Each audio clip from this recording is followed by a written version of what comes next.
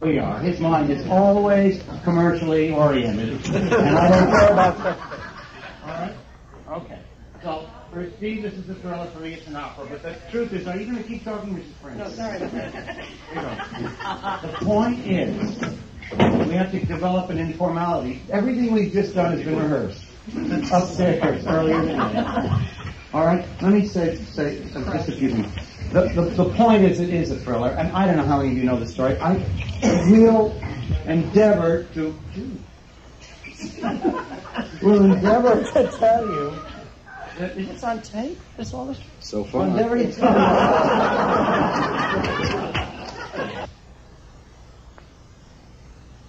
It's a bit complicated as it goes along, but then we cop out at the end, and we don't tell you, and then that's when it's most complicated. The fact is that, and this is the most important announcement I have to make, in fact, there is only one song missing from this score at this point, and there's a half a song, 1.5 songs if you want to be really honest, which is, as you know, incredible. Those of you who've been here to hear the Sondheim score before have had to adore 2 or 3 numbers, and long as they may be, you've had to adore 2 or 3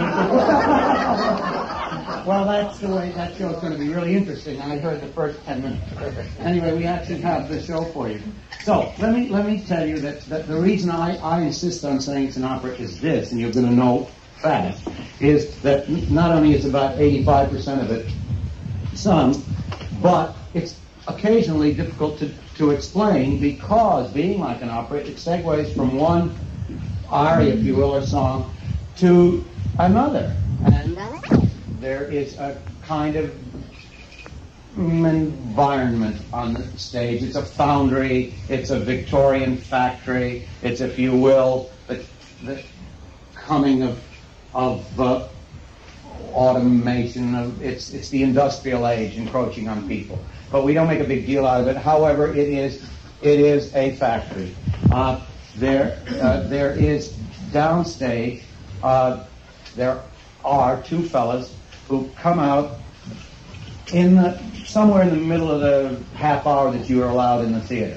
An organist comes out stage right and sits down and starts to play funeral music. And 2 fellas come out center stage with shovels and begin to dig a grave. And they just keep digging, and they go down, way down, about 5 feet, and the dirt gets piled up on either side of them. And it's just about time for the curtain actually to go up when we see the rest of the company. This number starts, yes, with one voice, perhaps a grave digger, then a policeman comes along. He's been supervising this preparation for a funeral, and he's got a watch in his hand, and then he joins them, and then the other grave digger, and so on. Meantime, all of this is accompanied on the side of the stage, as well as from the orchestra by the organist. The organist is there all night long and sort of underscores the show. Mm.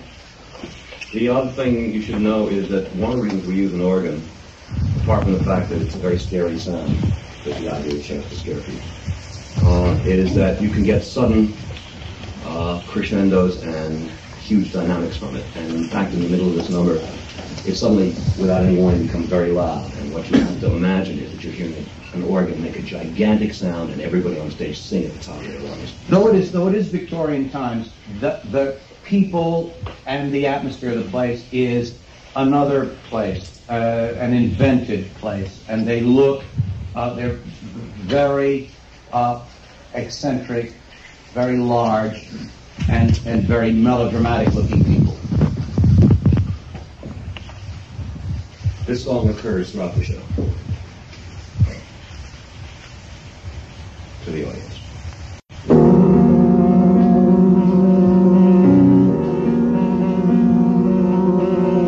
Telling the tale of Sweeney Todd.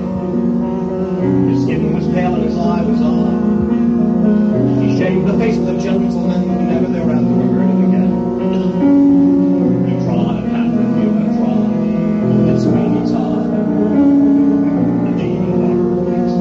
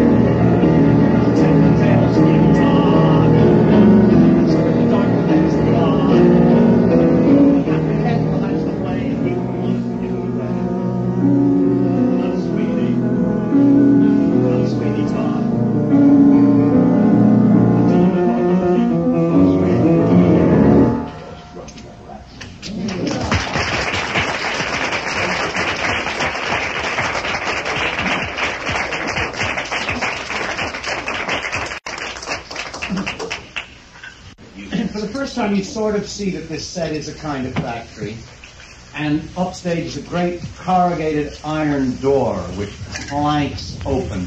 And as it does, that reveals behind it a drop which is of, sort of along the Thames.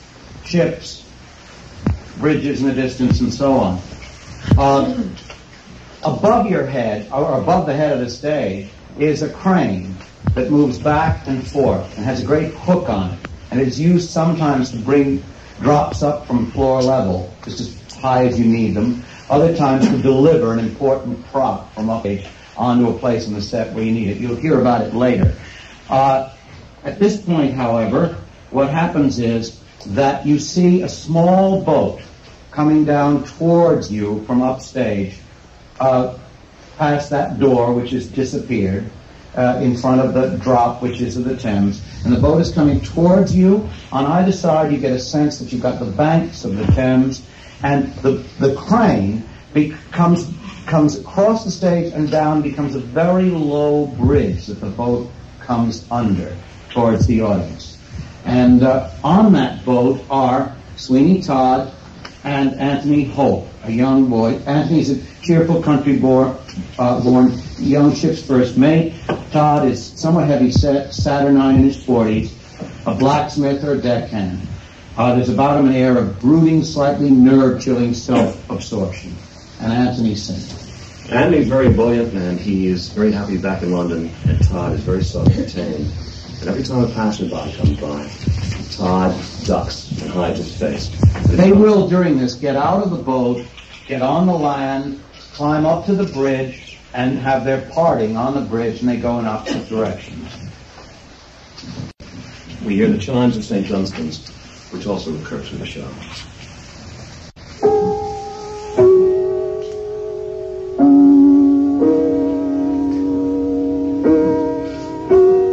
Anthony sings, looking around.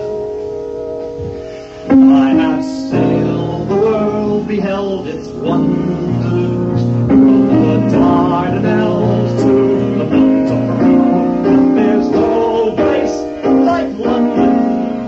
I feel home. If the city bells ring, whatever I would do, no, there's the time comes in on top, and no, there's no place like London. Mr. Todd, sir. You are young, life has been kind to you. You will learn. Todd says, "It is here we go our several ways. Farewell, Anthony. I will not soon forget the good ship Bountiful, or the young man who saved my life." And Anthony says, "There's no cause to thank me for that, sir. You would have been a poor Christian indeed, would have spotted you pitching and tossing on that raft, and not given the alarm." And Todd says, "There's many a Christian who have done just that, and not lost a winged sleep for it either." And suddenly out of the shadows, a crazy beggar woman appears. Alms, alms, for a miserable woman, on a miserable morning, chilly morning. And they give her something. Thank you, sir. Thank you. And then suddenly she grabs at his crotch. She says, How would you like a little squid, dear, a little jump, jump, a little bounce around the bush? Wouldn't you like the bush to be grumpy? You look to me, dear, like you've got lots of it with the bush. And as Anthony throws away this cup, she turns to Todd and she goes, oh, for a poor helpless creature. Todd turns away. What's got wandering wits, hey, don't know you, mister. She looks at him intently. "What's the matter with me today? Off! Off!" And how would you like a little fish? How would you like the fish we with, mister? We'll go jug a little. Hello with you. And she scurries off in the wings. We hear her going, oh, for a pitiful woman. And Anthony says, "Pardon me, sir, but there's no need to be the likes of her. She was only a half-crazed beggar woman. London's full of them." And yet she treated me as if... "I beg your indulgence, boy. My mind is far from easy, for in these once familiar streets I feel the chill of ghostly shadows everywhere. Forgive me. There's nothing to forgive, Mr. Todd. Before we part, what is it? I've honored my promise never to question you. Whatever brought you to that sorry shipwreck, it's your affair, Mr. Todd. And yet, during those many weeks of the voyage home, I've come to think of you as a friend. And as your friend, if trouble lies ahead of you in London, if you need help or money, and Todd says, no, and Anthony starts, perplexed. And now Todd sings to him. There's a hole in the world like a great black pit, and the vermin of the world inhabit it, and its morals aren't worth what a pig could spit, and it goes by the name of London. At the top of the hole sits the privileged few, making mock of the vermin in the lower zoo, turning beauty into filth and greed. I too have sailed the world and seen its wonders. For the cruelty of men is as hungry as Peru, but there's no place like London.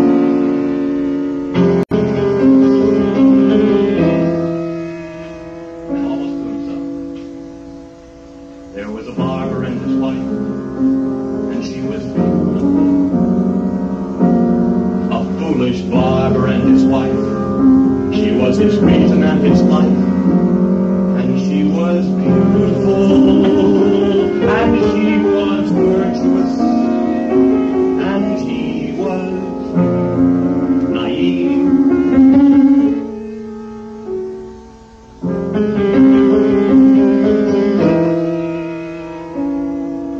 There was another man who saw that she was beautiful, a pious vulture of the law, who with a gesture of his claw removed the barber from his plate. Then there was nothing but to wait, and she was all so soft, so young, so lost, and oh so beautiful.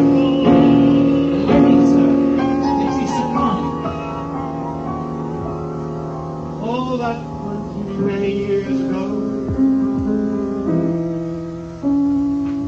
I doubt if anyone would know.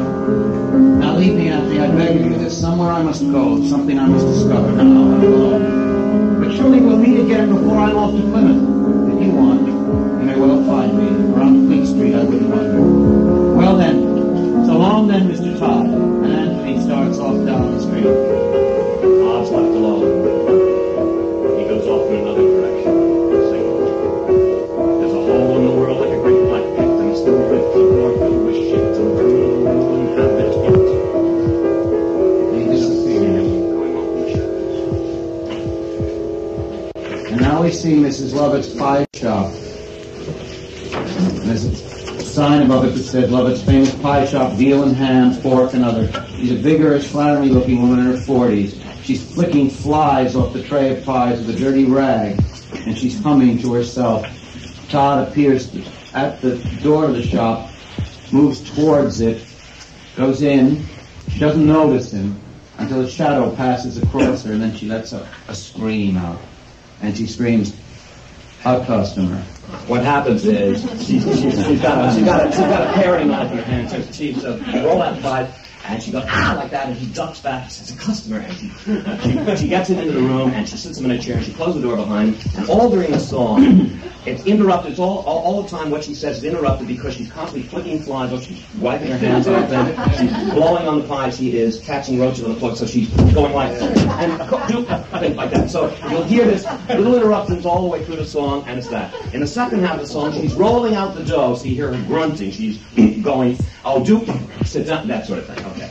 I think I've got the point across. The idea is every time you hear these little syncopated interruptions, which are every 2 bars, she is doing something disgusting. Okay.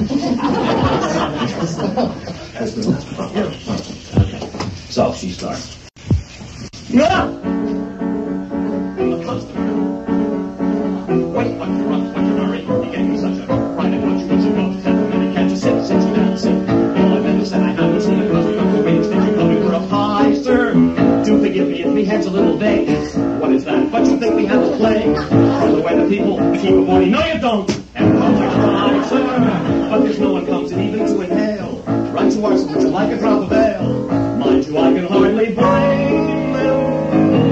They're probably the worst pies in London. I know, nobody cares to take them. I should know, I make them. But good, no, the worst pies in London. That's the like the worst pies in London. Every time I take a bite, it's not just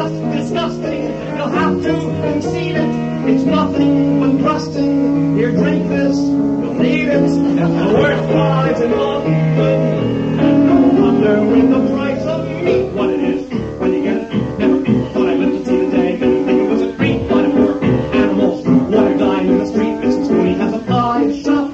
Does the business, but I noticed something weird. Lately, all her neighbors' cats have disappeared. I have to hand it to her. What I call enterprise. Helping was seasoned to pies. Doing nine stuff.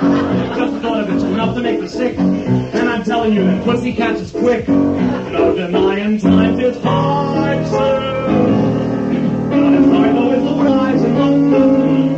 Nothing hard and nothing more. Is that just revolting? All chalky and gritty. It looks like it's molting and tastes like, well, pity, oh woman, oh. With limited wit and the worst lies in London. Ah, sir, times is hard, times is hard.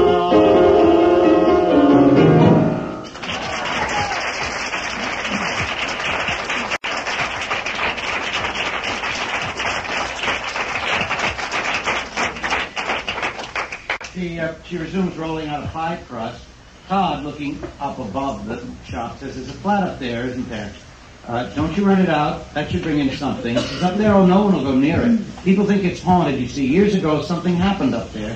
Something not very nice. And that's the beginning of what you can describe as a dump show. Let me just say one thing about the dump show itself. Is everything you now hear, you see. He steps out of the scene with her and joins younger people who you meet later on, older, and the whole thing visually turns rather saccharinely pretty. It's all pink and blue and yellow and very vulgar and it's sort of Victorian idol, only it's ugly. Here we go. This is Mrs. Lovett telling what happened 15 years ago, and we see it all acted out. And the only thing I think I should explain is that you'll hear a theme that recurs during it unexpectedly that goes like this. And every time you hear it, you see something vague happening in the corner of the stage. It's a swirling of bodies and capes and cloaks and something like that. And about the third or fourth time it recurs, the lights are enough up on it, you see what it is, and it's a masked ball in a very posh house, and they're all wearing animal masks. And the heroine of this story that Mrs. Lovett is telling, namely the barber's wife, comes into the ball. I think that's all I have to explain. Okay, yes. Hal will take over Mrs. Lovett's dialogue in the middle because she sings and then she speaks a little bit. I think everything will be clear. So while they're having this conversation that Hal just did, we hear the chimes in the distance. He says, "She rent the room right up there?" And she says, "No, not anymore." There was a barber and there was something terrible happened there a number of years ago. And as she sings it, remember, it's all acted out. There was a barber and his wife, and he was beautiful. She doesn't recognize him. A proper artist with a knife, but they transported him for life, and he was beautiful. Barker. His name was Benjamin Barker. Transported. What was his crime? Foolishness. He had this wife, you see, pretty little thing, silly little twigs, had her transport the world on a string. Poor thing, poor thing. There were these two, you see, one of them like mad, one of them a judge, one with feeble. Every day they knock and they wheedle, but too much from the needle.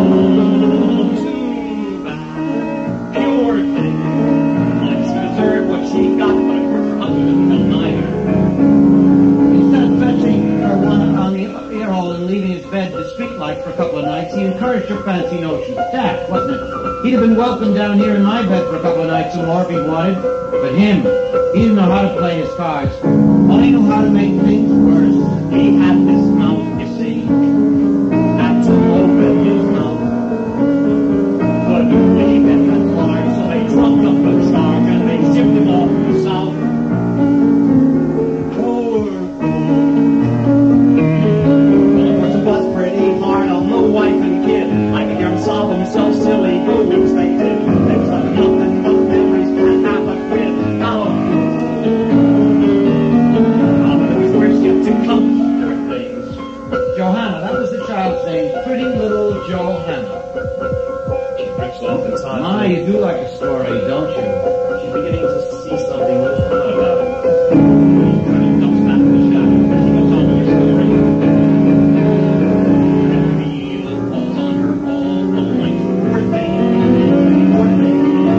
The judge, he tells her it's all right. He blames himself on that bad thing. Someone comes to his house tonight. Poor thing. Poor thing. Now we can see the ball forming. And we see this innocent young girl in her rags being led into the top house by this big fat beetle. And everybody looks at them through the mask and they're going,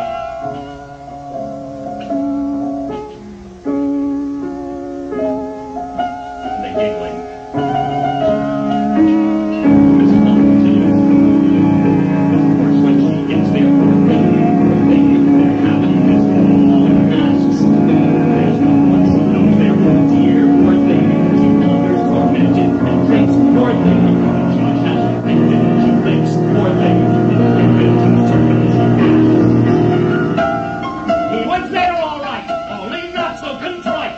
And the judges start naked, come down the dancers, and he makes her do it again. So the master's such brats, you see, and everybody's so droll. They figured she had to be daft, you see, so all of them stood there and laughed, you see. Poor soul, poor thing. Then we reach the climax, Todd stands no longer, and yells, will no one have mercy on her? And all the figures disappear. I knew what you did. He says, what happened to my wife? What happened to my Lucy? She said, it changed you terribly. He said, what happened? She said, oh, your wife, poor thing, she committed suicide. That was just such terrible. And what happened to my daughter? What happened to Joanna? And he says, Mr. Lovett says, well, she was brought up, the judge did have a fit of repentance, and he brought her up as his own daughter, and given her all the best, and she's now 16 years old, and I think she's very beautiful. And she lives with him. And Todd says, I will get revenge. And Mrs. Lovett says, what can you do? You're nobody. You're in exile. You're not even supposed to be back here. You got no money. What are you going to do? He says, I'll get a job in the plague hospital. I will get something. I will get them. I will get the judge, and I will get the beetle. And she says, well, you know, I always did have a fancy for you. Maybe I can help a little bit. And she goes to the corner, and she brings out a box. She sets it on the floor in front of me. She says, all these years, I could have sold these for a pretty penny, but I kept them for you. And he opens the box, and the light comes on. And he's kneeling on the floor, and she's standing behind him. And it's his box of razors. And he starts to take them out one by one. He starts to feel them. He starts to talk to them. He starts to listen to them. And as he does, and as he sings, she gets turned on. And she's standing behind him, and she starts feeling the back of his neck. So it becomes a duet. She starts twiddling with his ear. He's singing to razors, and she starts to sing to him. And she's looking over his shoulder. Beginning of the song.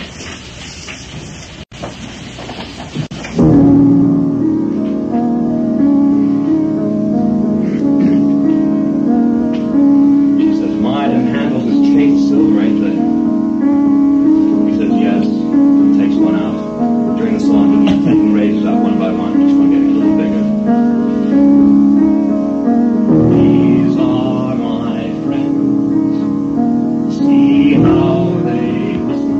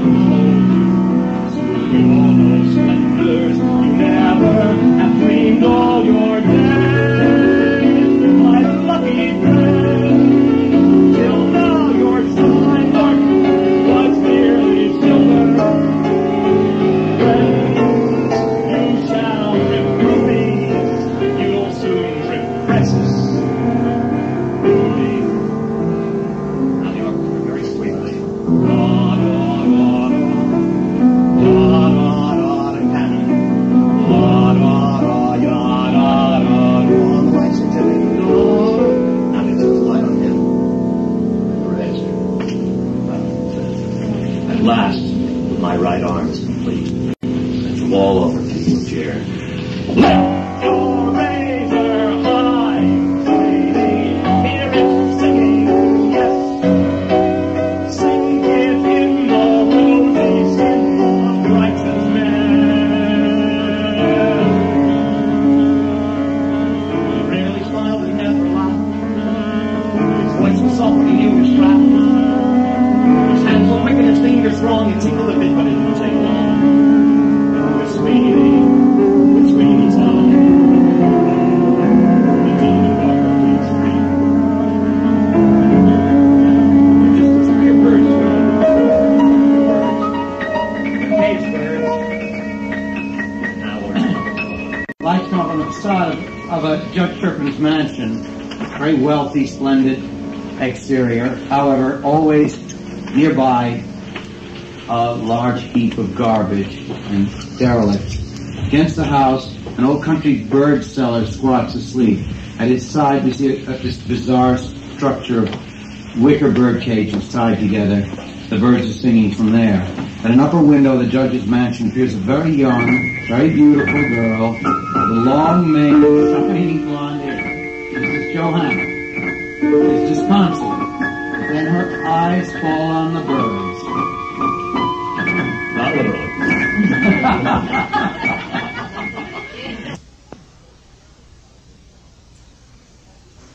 Little distance, and she's feeling terribly sorry for herself, and she's moving as only a Victorian heroine can do. And she's a soprano.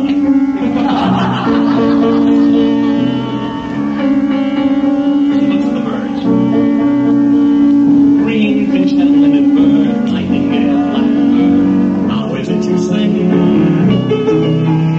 How can you to the lake sitting in caves, never taking wing?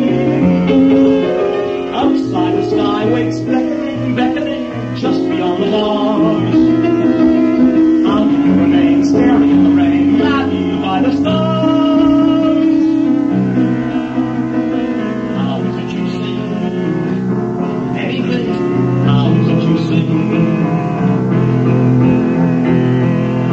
Green finch and linnet bird, nightingale, blackbird, how is it you sing?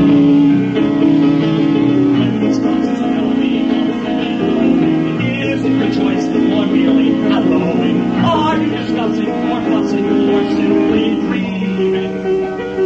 Are you crowing? Are you screaming? Ring dove and robinets and four pages singing tree song. Have you decided staying in pages, singing when you're told? My pages many rooms down a Skandar, nothing there sings, not even my lark. Larks never would you know when they're captive. Teach me to be more adaptive. Ah, pretty sigh. Ah, green finch and linnet bird, nightingale, blackbird, teach me how to sing. If I cannot fly, let me sing. As we entered during this, a singer instantly, in Victorian fashion, fall in love with her. And in the same key, he's looking up at her. But it won't be. He's looking up at the window, and he sings. I have sailed the world, beheld its wonders, from the pearls of Spain to the rubies of Tibet, but not even in London have I seen such a wonder. Lady, look at me, miss, look at me, please, oh, think me with your glance. Oh, miss, what do you see off there in those trees? Oh, won't you give me a chance? Would sail to Spain for all its wonder, when in Kearney's lane lies the Prince of Yet. Ah, miss, look at you, pale and ivory skin, no, look at the sands so queer. Promise not to retreat to the darkness back your window. Not to look down here. Look at me, the green finch and linnet bird, the nightingale. Look at me, teach me how to sing.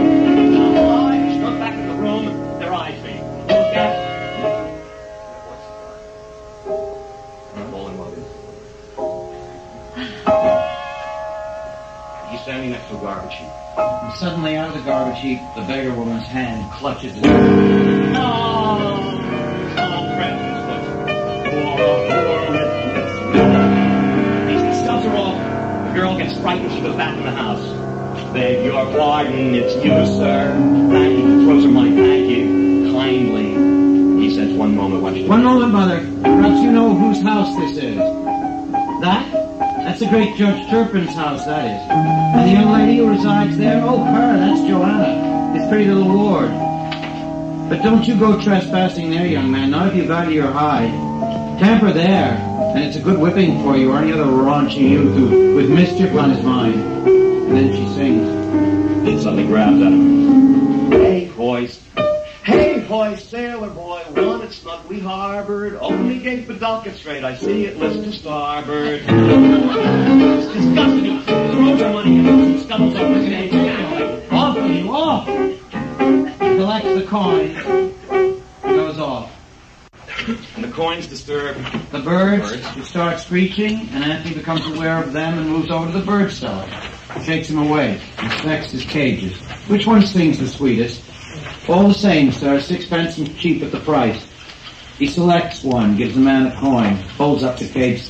He sings bravely. But why does he batter his wings so wildly against the bars? We blind him, sir, that's what we always does, blind him. And not knowing night from day, they sing and sing without stopping, pretty creatures. He gets up, the bird seller, slings the cages on his back and starts off.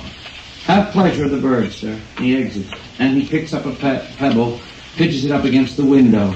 Johanna reappears. He holds up the cage. She hesitates, smiles, disappears from the window. He waits. Shyly, furtively, she slips out of the downstairs door and stands there. He moves towards her, holding up the cage. Slowly, her hand goes out towards him. Instead of giving her the cage, he takes her hand. Her fingers meet at the top. She starts to draw. He holds on. I feel you, Joanna. I feel you. I was half convinced I'd wake up, satisfied enough to dream you. Happily I was mistaken, Joanna.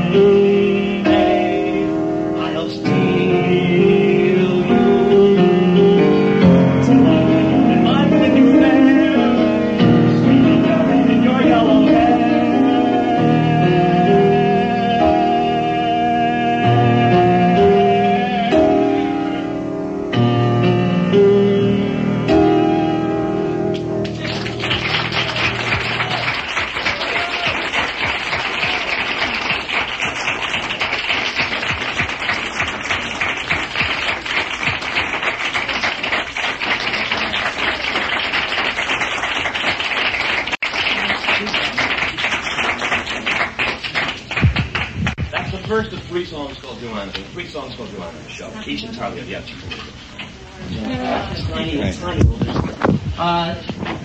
The lights fade on Anthony, and there's a dynamic change musically, and we're in a marketplace, St. Dunstan's. Looks very much like the shed in Covent Garden. Glass roof and so on. I forgot to mention that the factory has, in fact, a glass roof over it. So we see this marketplace, and we see a hand-drawn caravan, painted rather like a Sicilian donkey cart, which is pulled out. It says on it in ornate script, Signor Adolfo Pirelli, hair cutter, barber, tooth puller, to His Royal Majesty the King of Naples. Under this banished baldness with Pirelli's miracle elixir. A young boy, rather demented, but lovable, comes out on the steps of this cart and introduces us to Pirelli's miracle elixir. Obviously, it's number also with the entire company. This is the first of about 4 or 5 songs in the score that requires some explanation in advance of some detail. I'll try to make it as brief as possible, but I want you to understand what's going on because it is for solos and chorus. This kid, Tobias, is 15 years old, and he is the sort of barker for Pirelli's miracle elixir. He barks for a few pages, and then the people start to buy the elixir, and the voices overlap, so it's 10 or 15 people overlapping voices and buying the elixir, and he's starting to work up a crowd, and they're starting to buy a lot, and suddenly Todd comes in. Todd comes in with Mrs. Lovett, as a matter of fact, and they start to screw it up. They start to complain about the fact that the elixir smells odd, and what is this, and I wouldn't buy it if I were you, sir. And Tobias, who's only 15 years old, is trying to keep the crowd in order. And just to the point where it's getting out of control, there is a sudden interruption. The Beadle has come along. The Beadle is for those of you who don't know what a Beadle is, it's sort of a bailiff. He's the assistant to the judge. And he keeps local law. And he's... Francis L. Sullivan once played it in Dickens. We know a guy who's even fatter than Francis L. Sullivan. He weighs 375 pounds, and he's a spinto tenor, among other things. And he's sensational. And he does something that Hal will read to you. And I will. Yes. Well, there's a little boy who's stealing a fish in the crowd. And he makes a mistake of stealing it from Mrs. Lovett, who screams bloody murder, and the Beadle arrests him and tosses him to 2 burly cops, and they drag the 8-year-old boy off, and the crowd yells terrible imprecations to the little 8-year-old boy, and then they turn right back on Tobias and say, now what about this terrible elixir, what are you going to do about it? Meanwhile, Tobias has yanked the curtain aside on the caravan where Pirelli, the fabulous Signor Pirelli who invented the elixir, is sitting putting on a wig, which we, the audience, see, but which the crowd does not. And he yanks the curtain shut, of course. And Tobias goes right on with his pitch, and he tries to control the crowd and can't quite. At the end of the number, I'm going to sort of fall apart because everybody's screaming at Tobias, and he's doing everything in double time. Okay. The only other thing you need to know is that Tobias wears a cap, so we don't see his hair at the beginning of the number, and also that he has a little drum that he plays very badly, and as he gets more excited, he goes out of rhythm. So you'll hear odd little beats in the orchestra. Okay, I think that's all that needs to be explained. That's it. Oh, yes, right. Okay. All right. Here's... If I get too fast, Judy will stop me. Right. Okay. The Chimes of St. Dunstan.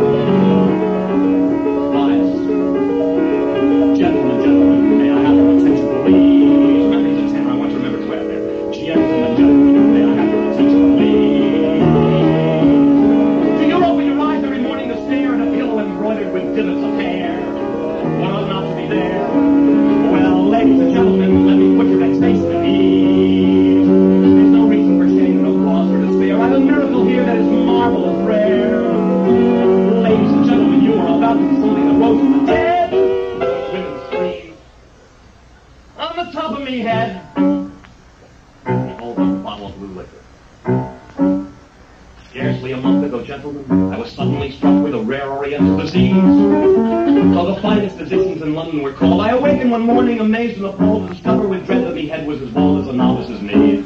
I was dying of shame until a gentleman came, an illustrious barber, Pirelli by name. He gave me a liquid as precious as gold. I rubbed it in daily like what I was told. And behold, take the cap off, and Botticelli-like hair falls and belongs to my cascade. He points to it, squibby face, says, less than 30 days old.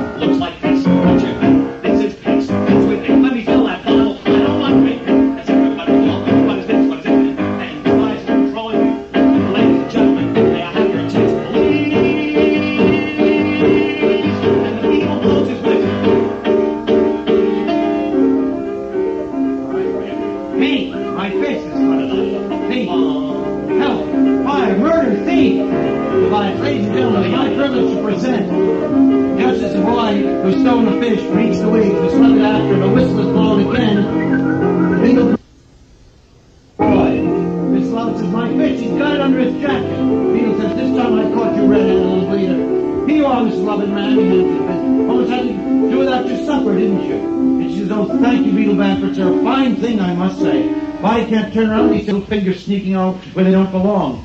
Rest assured, man, Beetle says, they don't get very far, not with me keeping my eye on them. And bless you for that, Beetle, dear. His mother says, that's him, the Beetle. And Todd says, I know. And he says, with him around, hadn't you better? Todd says, I shall do what I have set out to do, woman. Oops, sorry, dear, I'm sure. And simultaneously, the Beetle says, it's the last field, kid, and they take him off. They're dragging the kid off. Right. The crowd's been totally distracted by all this. They start muttering among themselves. Ought to chop this canned-off little snake, taking food from honest people's mouths, and still old enough to earn a living. What about the money they turn back on first buys? Where's this Pirelli? You ought to check the money, etc., etc., etc. That's wise things. Pirelli's activate your roots, sir. Keep it off your boots, sir. Eats right through, that's Todd. Get Pirelli's. Use a bottle of it. Ladies seem to love it. Flies do too, they all laugh. And the money over. And the money over. Now Tobias is getting panicky and he does everything in double time. I hope. Pirelli's miracle elixir. Sure to do the trick, sir. As it should. Just Pirelli's so like a fixer. Maybe no elixir. Happy good. Get Pirelli's in your hair sixer. Fix the mixer. Throw it fresh. Let Pirelli's fix the fixer. Let me the kickster. Crowd go. What about money? Just the thing. What about money? Where's the Pirelli? Suddenly, Pirelli appears with his wig on and beautiful hair, and the crowd goes, "Ah!" And Tobias says, "In the flesh."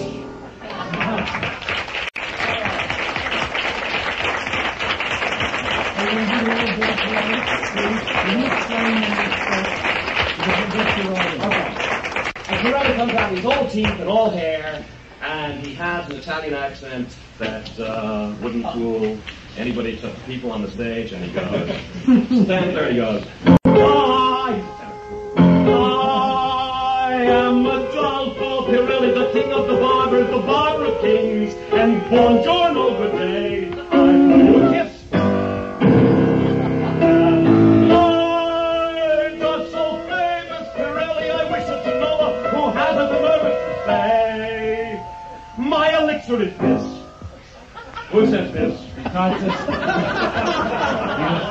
And Todd says, I do. And it's a Todd challenge him. Right. And what happens is the crowd starts to divide up between Pirelli and Todd, and they decide to have a contest to see who can shave. And because in those days, barbers were barber surgeons. I don't know how to explain this. And they not only, I think you did explain it, they pull teeth as well as cutting hair and shaving beards. And so they're going to have a contest to see who shaves the best and who pulls the best teeth. And so they start by getting two guys on the stage and people around the little caravan stage and two chairs, and they have a contest. And let me see if I have to explain this. Pirelli is very nervous and very angry that Todd is challenging him, of course. And so they start, when the Beatle blows, they decide the Beatle will be the judge. Beatle blows his whistle, and they start mixing lather. But Todd moves very slow. Todd, exactly. Todd takes his time. Pirelli is going like that, looking over his shoulder, and he's quickly lathering the guy, and Todd is just going like that. As a matter of fact, he starts by stropping the razor very slowly. Well, Pirelli is going to be like that. About halfway through the contest, he starts mixing the lather. Pirelli is hysterical and frantic all the time. And what happens at the end of the contest is Pirelli gets everything done, and he holds a high note, he holds high C, his moment of triumph. And while he's holding the note, Todd just takes like that, just does that with him. And the Beatle announces. And so he loses the first part of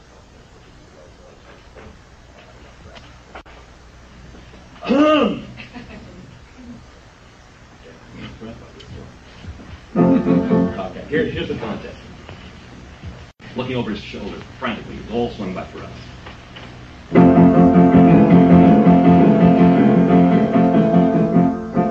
Gets a little confident because he sees Todd already way behind. So, smiles to the crowd. Now, signorini, signori, we mentioned the latter, but first do you gather around, signorini, signori, you looking a man who have had the glory to shave with the Pope, Mr. Sweeney, said tomorrow, I beg your pardon, call me a liar, it's only a cardinal, no, it wasn't the Pope!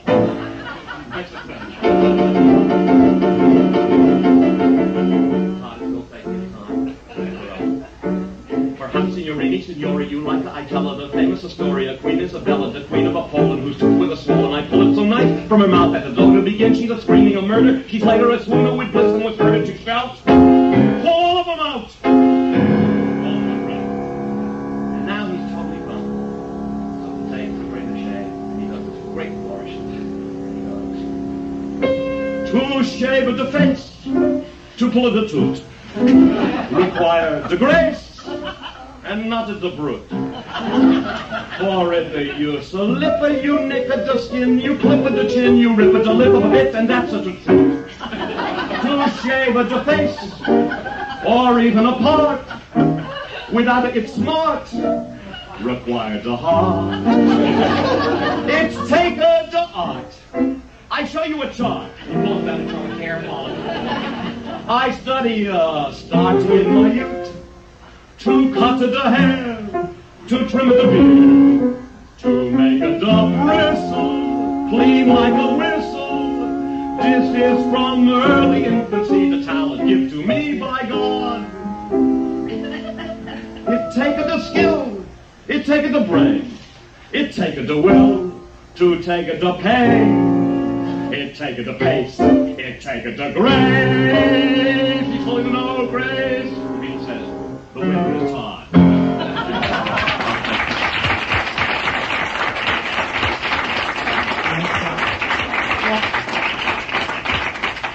So now, of course, Pirelli is doubly furious, so they decide to have a tooth pulling contest. Now everybody wants to get their tooth pulled by Todd because he's clearly the better man. And Pirelli can find nobody, so he grabs Tobias, his 15-year-old assistant, and drags him screaming in the chair, and Tobias, but I have nothing wrong, my team says, just sit there. And he starts to pull the tooth. Now, of course, he has a lot of trouble. He gets his foot against his chest, and he's got this huge extractor. Todd just looks at his man, who comes out of the crowd, and just examines him all the time as Pirelli is singing. He just looks and kind of just looks, and Pirelli is pulling and yanking, and Tobias is screaming in musical counterpoint, of course, you know, for a great kind of melismo, just, oh, that sort of thing, while Pirelli is singing. And the climax again, Pirelli thinks he's won, and he's pulling the tooth, and he's screaming at the top of his lungs, again on a high C, and Todd just reaches in the mouth, just like that, and takes the tooth out, and that's what happens. So here he is. He's trying to look casual at Pirelli, but he is like that. To pull at the toot without the skill can damage the root. Now hold it still. And if you slip and you grip a bit, you hit the pit a bit, or chip at the tip and have to fill. To pull at the toot without the grace, you leave it the space all over the place. You try to erase without it a trace. Sometime is the case you even kill. To hold the clamp without the cramp. With all that saliva, it could not drive you crazy. Don't mutter about it. You go to the gutter. I hold the clamp like a butter a cup. I take the pain, oh hello pain. I learn the art, I use the brain, I give it the heart, I have it the grace, I win it the race. That's the private. I give it the heart.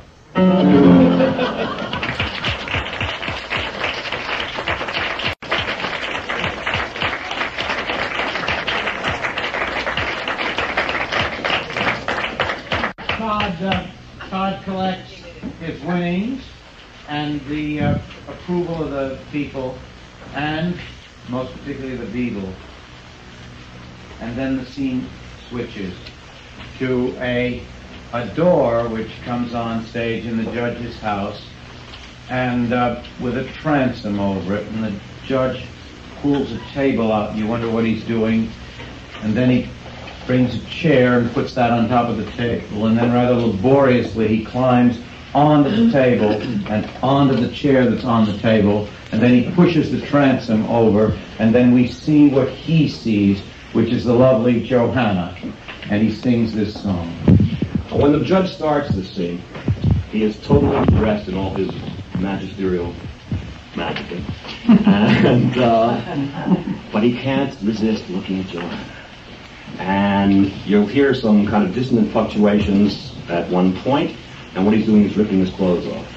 And then he sings again, and then he starts to go again, and this time there's a whip nearby, and he starts to whip himself. He starts with a Bible incidentally, and he starts praying at the beginning of the song with Mea Culpa, and then he whips his clothes up one point, and then he whips himself.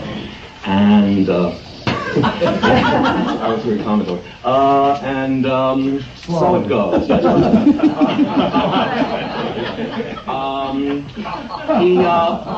He canvases, and each time he does so, we see her standing someplace on the stage looking very Victorian in front of a window, and finally he whips himself into such a frenzy that he climaxes.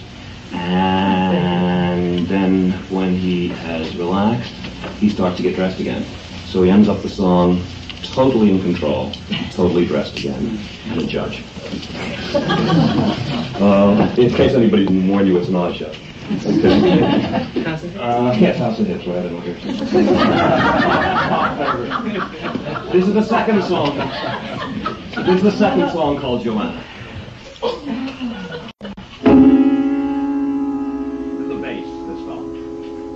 Mea culpa, mea culpa, mea maxima culpa, mea maxima, maxima culpa. God, deliver me, release me, forgive me, restrain me, pervade me. Brings the chair and the table over, peers over the transom.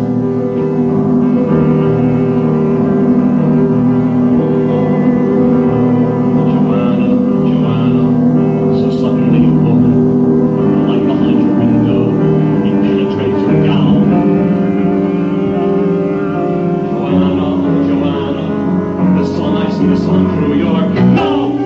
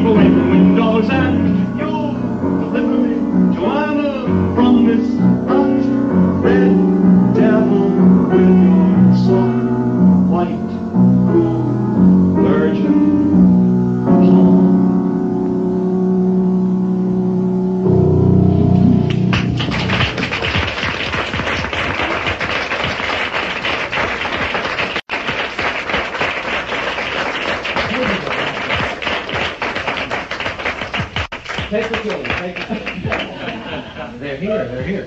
The lights come up on Mrs. Lovett's pie shop and the apartment above.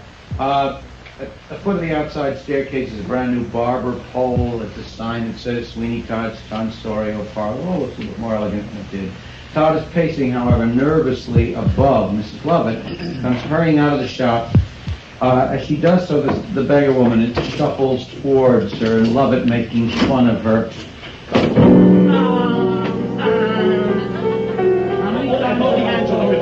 How many times have I told you? I'll not have trash from the gutter hanging on my establishment. Not just a penny, dear, says the beggar, or a pie. One of them pies that give the stomach cramps to half the neighborhood. Come on, dear. Have a heart, dear. And Lovett says, off in a rump that'll make your teeth chatter. And the beggar woman says, stuck up thing, you and your fancy airs. And she goes off singing arms, arms for a desperate woman. Upstairs we see Todd pacing.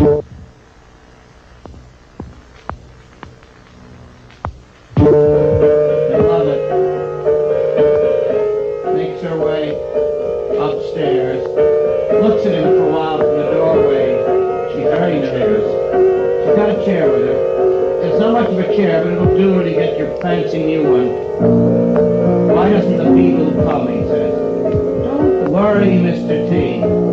He will. Easy now, hush, love, hush. Don't distress yourself, what's your rush? Leave your thoughts nice and hush. Wait. You know, Mr. T, dear, he's seen that a real coup. An old parlor fitted out and still a bid put by for a rainy day. And don't you pats her crotch. That money's safe as in the Bank of England. Hush, love, hush.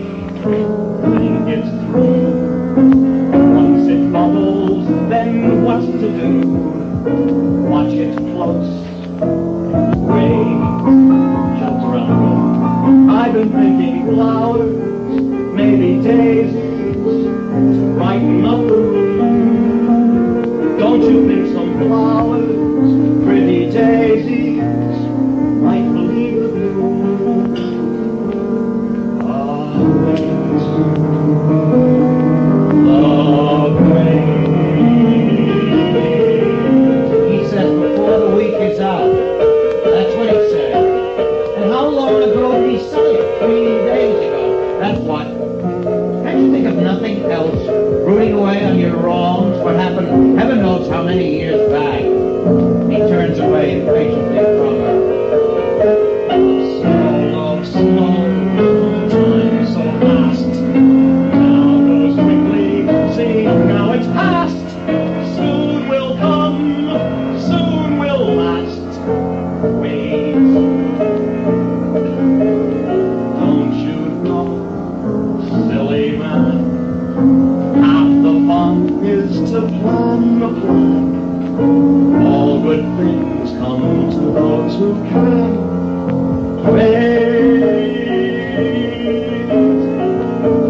He's got a razor in his hand, which he's had all during the scene. She's looking around the room. Gilly flowers, maybe, instead of daisies. I don't know, what do you think? He just says, yeah. He says, gilly flowers, I'd say. Nothing like a nice bowl of gillies to brighten up a room. She takes the she puts it on the table.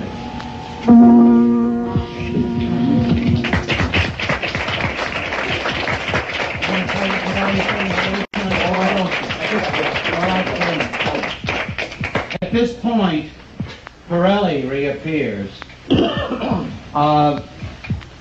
with Tobias, his assistant, and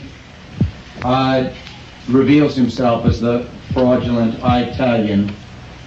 There's a small song session. Can you do that? All right, yes. He comes in, and what he does is he blackmails. He recognizes Todd from way back. He says, you're Benjamin Parker, I know you. He's got a Cockney accent.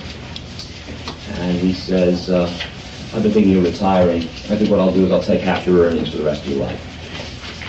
And Todd protests. He says, I know who you are. I said, don't give me any of that. Meantime, by the way, the assistant has been taken downstairs. Tobias has been taken downstairs by Lovett to the pie shop and fed meat pies to keep him out of the way. So he doesn't know, in fact, what's going to happen upstairs. And we don't. Yes, and Todd is just standing looking at him. And Todd, of course, is trapped because he's being blackmailed. And Pirelli reverts to his fake Italian accent just out of sheer nastiness. He says, "You think you're smart, you're foolish a boy. Tomorrow you start in my employ. You understand, you like my plan." And he holds a note, Todd's triangle. So he never gets to finish the note. Three times he sings the high C, and Todd goes, "You Todd, in fact, throws him into a chest, which is in the tonsorial parlor.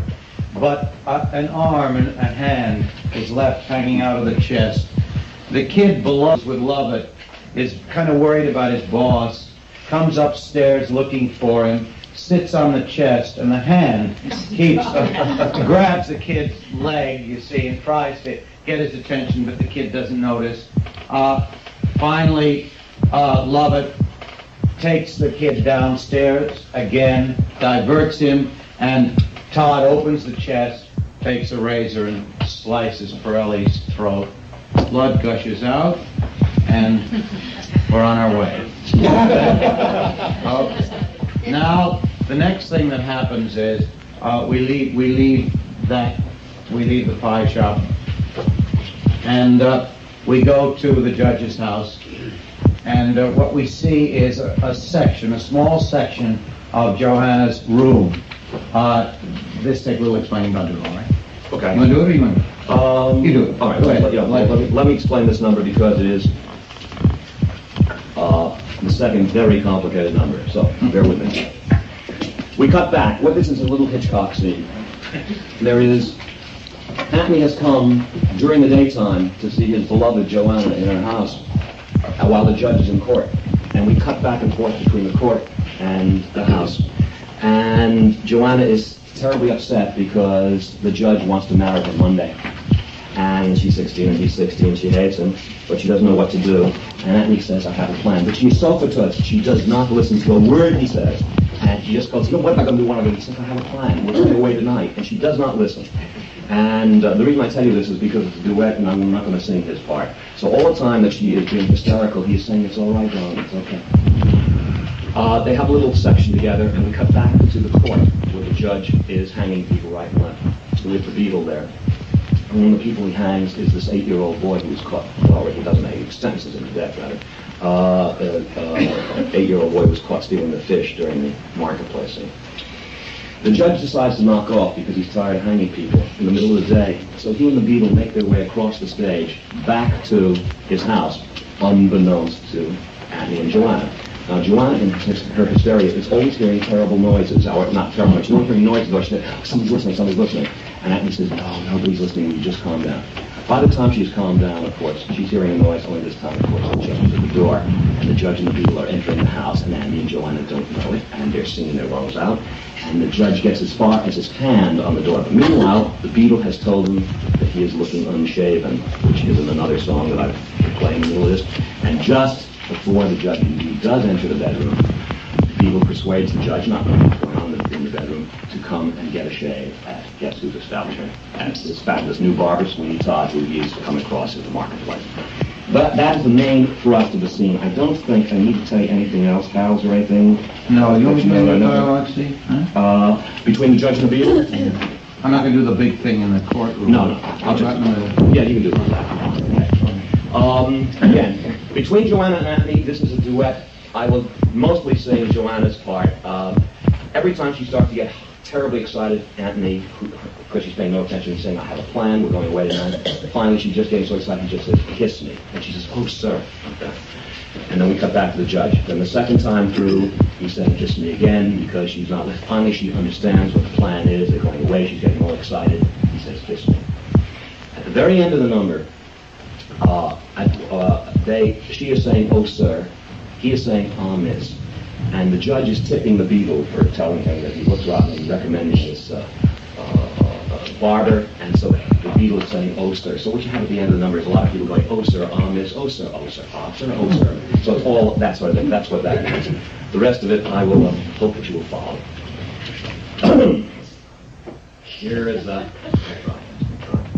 Here's Joanna pacing hysterically and Anthony trying desperately to calm her down.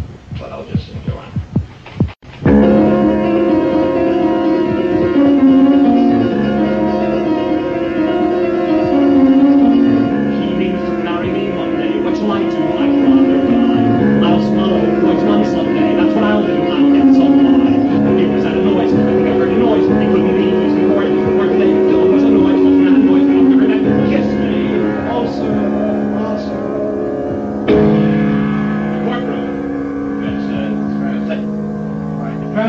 For life. Next, the prisoners led away. The lights go back on Johanna's room. If you should marry me Monday, what do I do? I'll die. It's Friday, virtually Sunday. Look way too good time to me. I think I heard it quick. I think I heard it flick. It was a gate. It was a gate. We don't have a gate. Still there was a wait. There's another click. It was her and kiss me. And she finally hears what he said. Tonight, kiss me. You mean tonight? The plan is made. Oh, sir, then kiss me. I feel upright and not afraid. So I did love you, even as I saw you, even as it did not matter that I did not know the name. Say, it's me to marry on Monday, that's what we'll do, gladly, sir. I knew I'd be with you one day, you do not know me.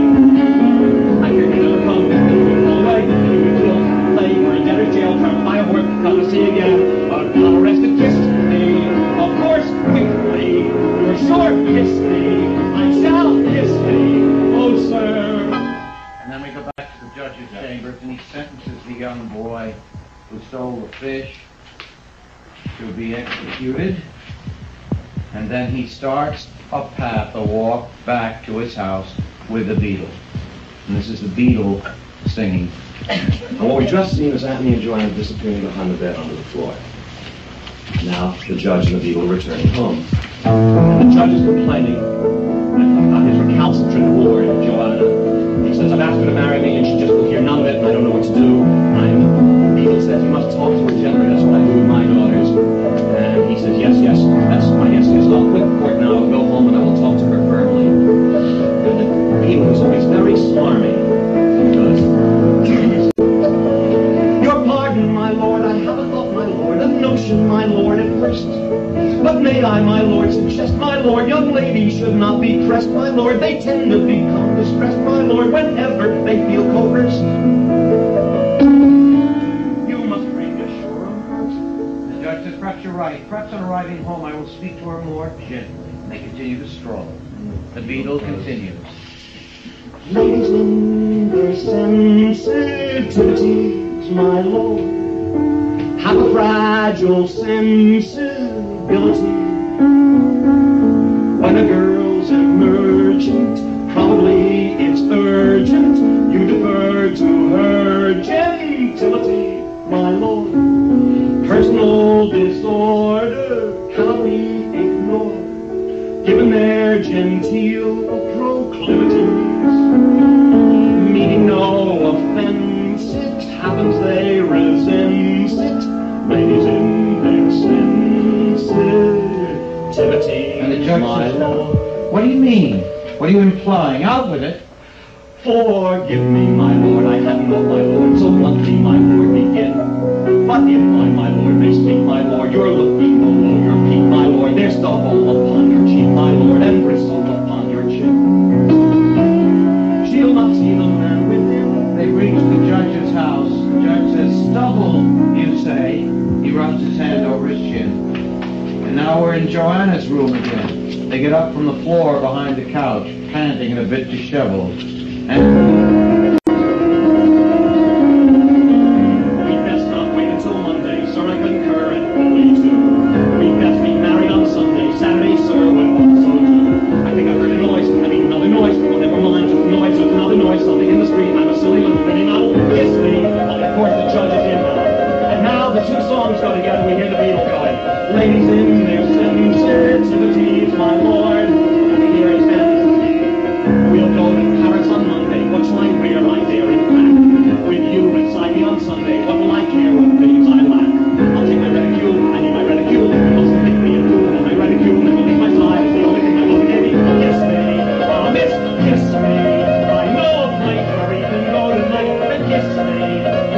a place where they endure and I love you, even as I saw you, even as it does not matter that I still don't know your name. And I loved you, even as I saw you, even as it does not matter that I still don't know your name. And me, not a very happy son, that's what I'll do. I knew you'd come to me one day, only afraid of you. I knew you'd come, you'd go away, you'd kill, you'd play, you'd never jail, but I won't come to see you again, my friend. Kiss me. Now we hit them all together. Kiss me. Oh, sir. Oh, sir. Honest. Oh, sir. Honest. Oh, sir. Honest. Oh, sir. Oh, sir. Oh, sir. Oh, sir. Oh, sir. Oh, sir. Oh, sir. And as they're pulling the floor and the Beatles going off, the body of the 8-year-old boy drops from the flies.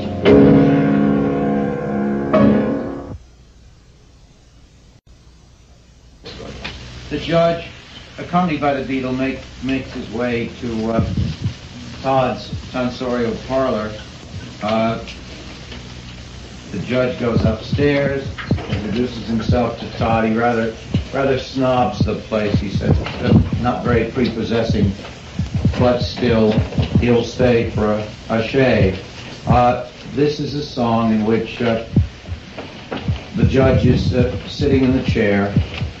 Todd whips a sheet over him and lathers his face and so on. And what you're looking at is you're looking at the judge downstage, Todd upstage of him. That'll be very obvious when you get to it. Any of the dialogue? With Mr. Levin? No, we just described it. Not necessarily. Okay. Anyway, the judge comes in, and Todd can't believe his good luck. The judge is here over him. He's trying to control his excitement. And he says, "What can I do for you?" The judge sings. You see, sir, a man infatuate with love, her ardent and eager slave. So fetch the pomade and pumice stone and lend me a more seductive tone, a sprinkling perhaps of French cologne, and first, sir, I think a shave. The closest I ever came. And the judge, very kind of flicking imaginary ashes off his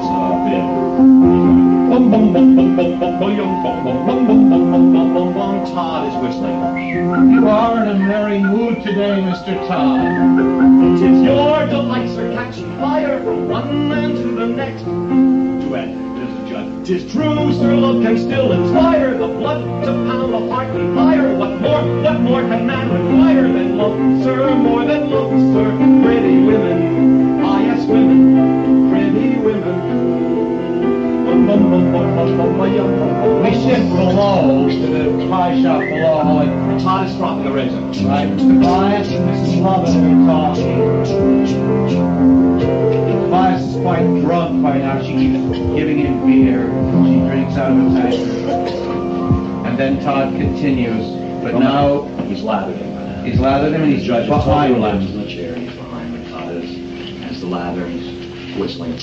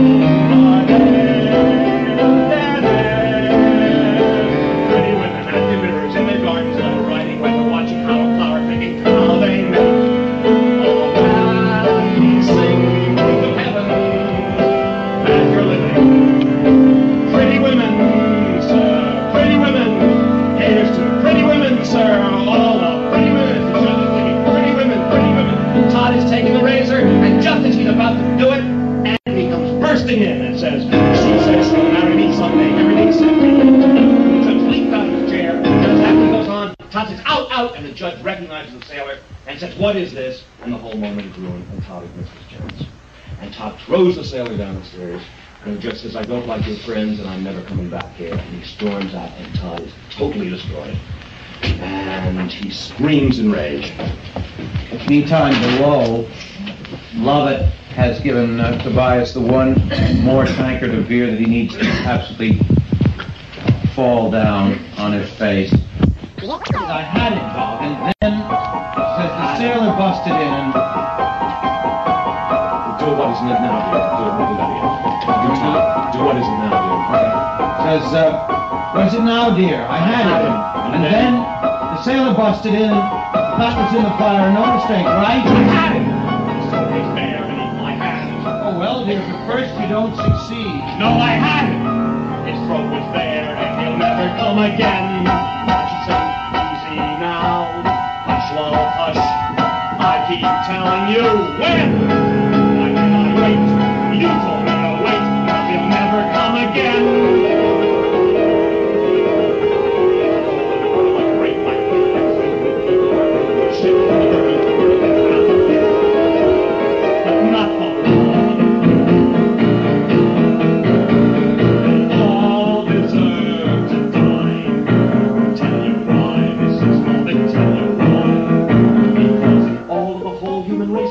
There are two kinds of men and only two.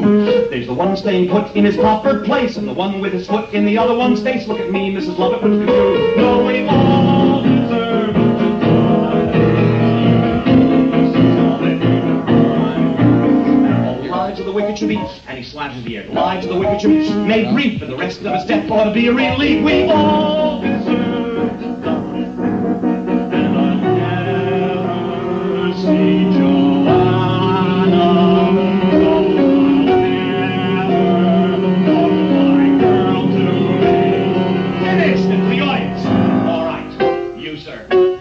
Come and visit your good friend, Sweeney. You, sir, too, sir. Welcome to the grave. I will have vengeance. I will have salvation. You, sir. No one in the chair. Come on, come on. Sweeney's waiting. I want you. Leaders. You, sir. Anybody. Gentlemen, don't be shy. I'm not one man over 10.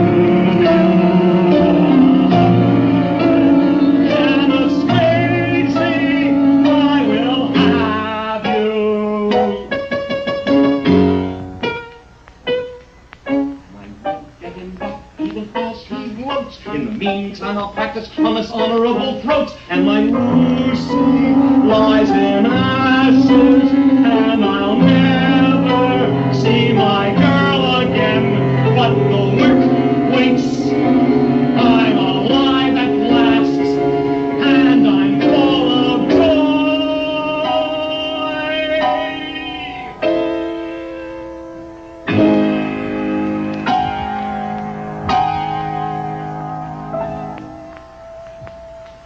Drops into the barber's chair and slanting. Soul of yourself, she slaps his cheek. Todd, still in a half dream, gets to his feet. What is it? Him! Points to the chest. The boy's drunk and I can fob him off with some sore easy. There's no problem there, but him to the chest again. When it's dark, we'll take him to some secret place and bury him. Well, we could do that, dear, and yet... You know me. Sometimes ideas just pop ahead and I keep thinking. And this song is called The Little Priest. A shame. A shame? Seems an awful waste. Such a nice plump friend. What's his name? Has. Nor it can't be traced. Business needs a lift. Debts to be erased. Think of it as thrift, as a gift, if you get my drift. He's totally wrong. No? Seems an awful waste. I mean, with the price of meat, what it is, when you get it, if you get it, he chuckles. Good, you got it. Take for instance, Mrs. Mooney and her pie shop. Business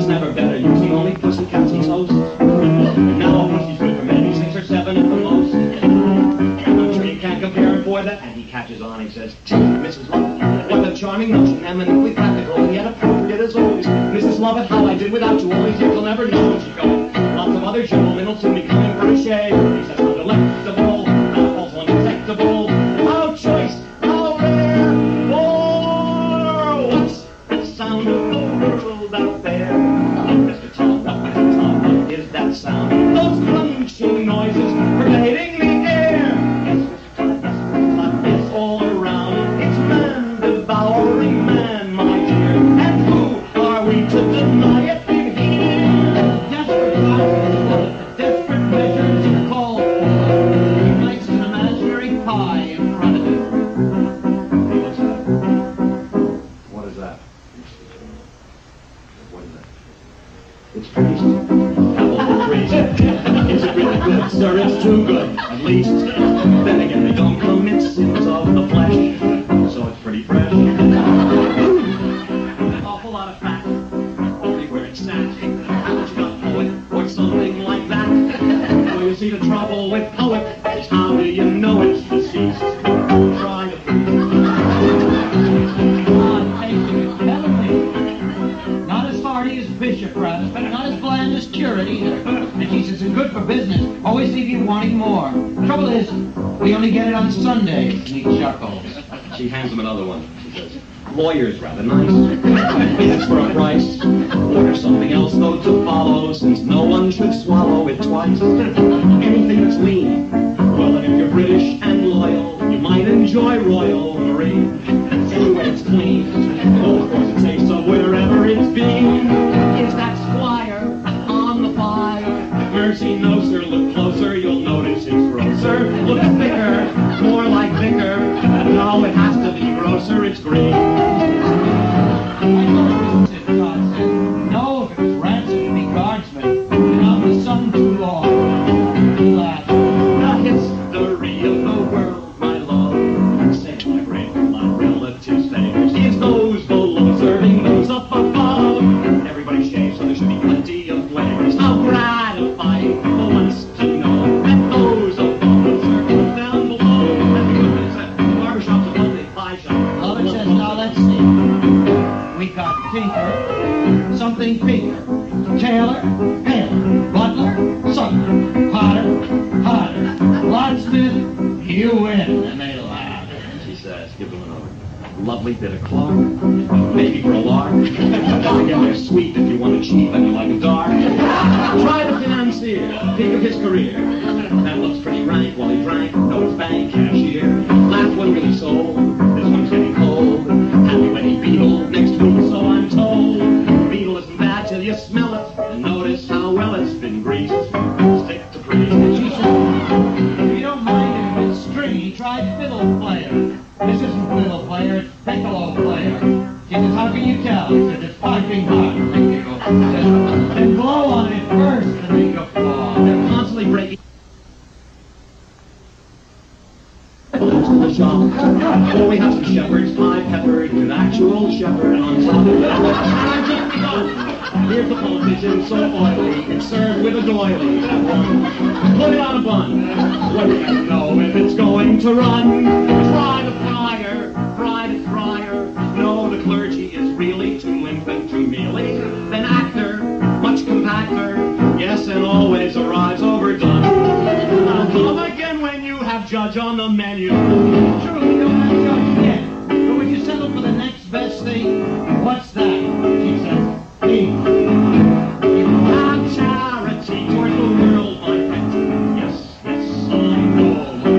We'll take the customers that we can get. My boy, oh my, we'll not discriminate great. No, we'll serve anyone, meaning anyone, and to anyone at all.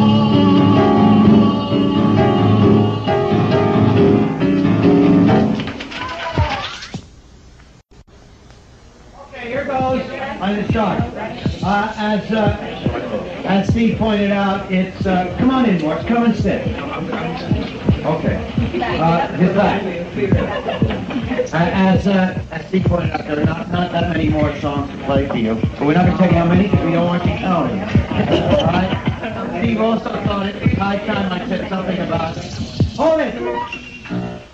Steve thought I would say something about, you know, who was working on it. besides that, the book is Hugh Wheeler's. The scenery and costumes are Eugene and Franny Lee, whose work you've seen in Candide, among others. Angela Lansbury's Love It. Len Cariou is Todd, and Victor Garber is Anthony.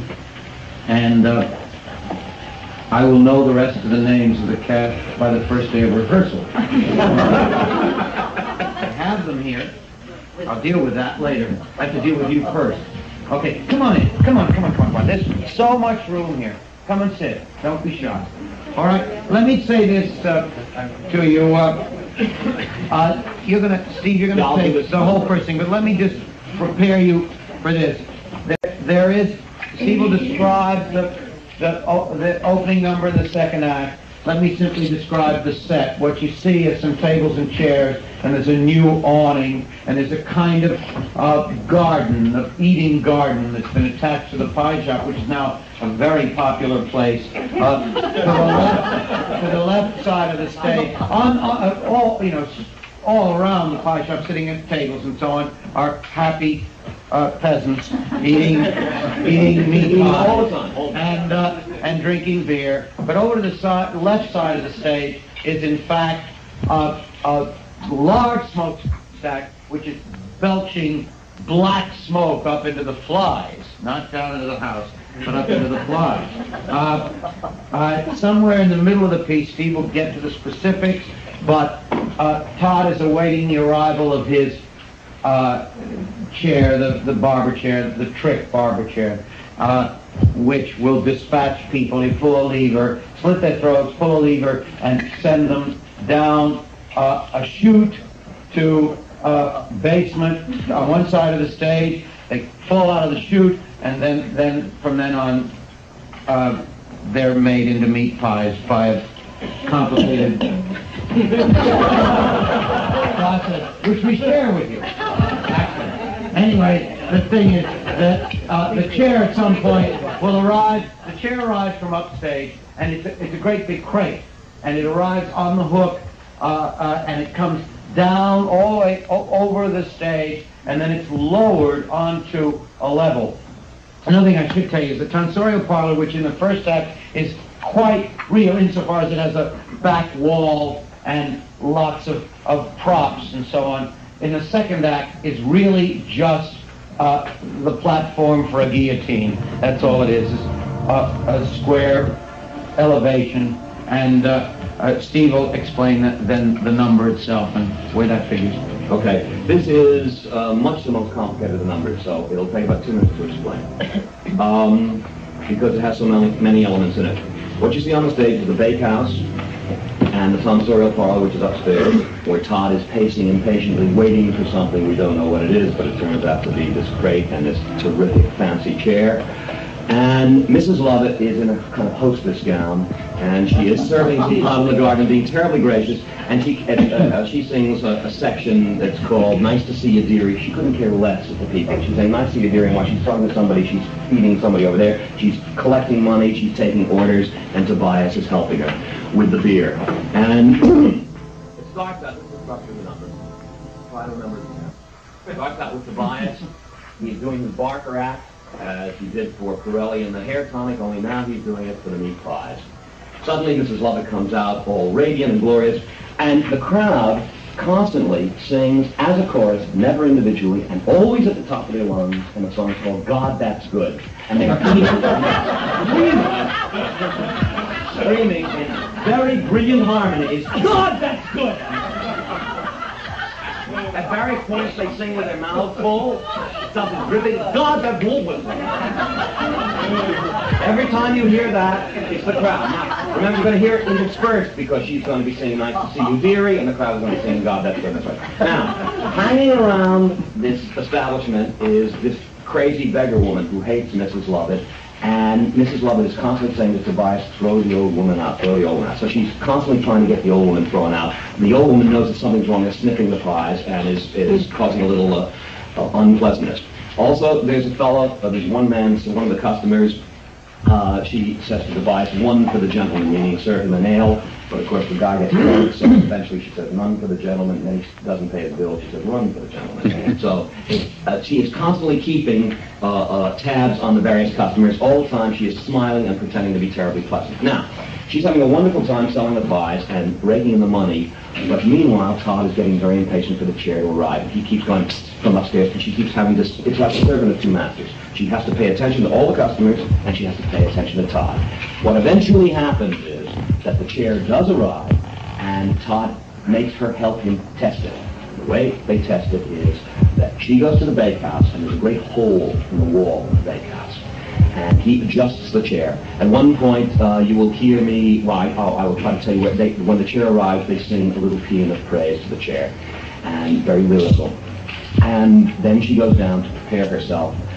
And what he does is he takes an alligator, a stuffed alligator that he's got in his tonsorial parlor, and he puts it in the chair. And he pounds on the floor 3 times like that, and she hears him. She knocks on the mouth of the chute 3 times, which means send it down. He pulls the lever, the chair tilts over, the alligator disappears and comes plunging out of the bottom, and she knocks on the thing, and he pounds, and it's okay. She then goes back to her customers. But he is now so excited that he takes an articulated skeleton and puts it in the chair. He makes her go back to the bakehouse, even though she's serving all the customers. She's going crazy. She's trying to please him. She's trying to please the customers. And he sends the skeleton down in the chair, etc., etc., etc. And finally, she and Tobias sell the pies at the end, and they start running out of pies. And she notices a man coming along the block who is in need of a shave, and she sees him ring the bell, and she tells everybody, wait, I think we're going to get new supplies. Just hold on, everybody else take some orders. As the guy goes up the stairs, the way the number ends is she goes back to the bakehouse, she seats herself in the mouth of the chute, and we see Todd welcoming the man in, while everybody is screaming, God, that enemy. I think that explains almost everything. If it doesn't, so it goes quite fast, and I will stumble a little bit over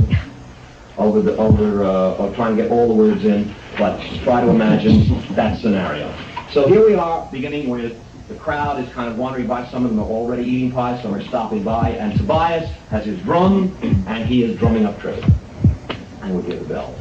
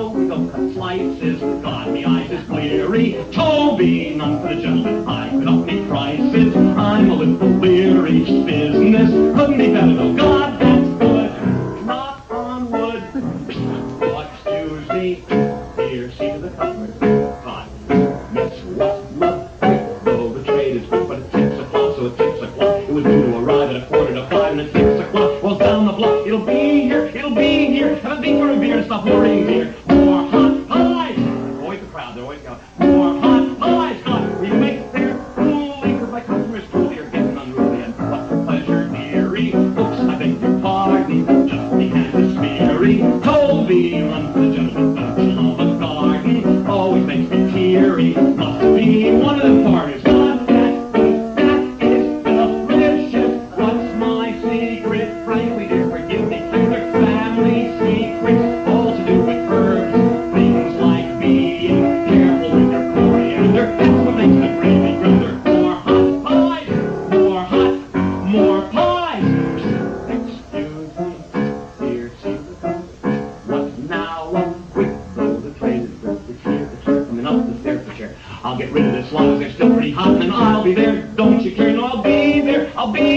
but they'll never be sold if I let them pull them incidentally dearie. You know Mrs. Mooney, sales have been so dreary. Toby, poor thing is penniless, what about that loony? Looking sort of beery. Oh well, gotta come up with an that'll be trouble. Got that good, that is a fabulicious, ever tasting, smells such, oh my God, what more? That's my sort of the chair I ooh, that's Mrs. Love and Todd. They're just mooning over the chair. Is that a chair fit for a king? Oh, wondrous neat and a most particular chair. You tell me, where is there a seat and half compare with this particular thing? I have a few minor adjustments to make. They'll take a moment. I'll call you, she goes on. I have another friend outside Tobias. Is that a pie fit for a king? A wondrous sweet and most particular thing. You see, man, why there is no meat I can compare with this delectable thing. The crowd's going, yum, yum. The crust all velvety and wavy, yum, that glaze, yum, those ribs, and then the thick succulent gravy, yum, one with yum, yum, one glimpse, with just a few minor adjustments. It's time to fly. It's time. It's time. It's time. Excuse me, dear, see the customers. All set, love, quick. Now me heart's afloat. When I pound the floor, when you pound the floor, single the show, and I'm ready to go. When I pound the floor, when you pound the floor, will you trust me? Will you trust me? I'll be waiting below for the whistle to blow. He says, I'll pound 3 times, 3 times, and then you can 3 times. If you exactly more hot pies, more hot, right, more pies, more hot. Goes down to the make house. She gets down there, Todd goes. He pulls the lever. The alligator disappears and lands down the make house. And she knocks. He's so excited he doesn't hear it. And he pounds. And the crowd goes, oh, that's good. And big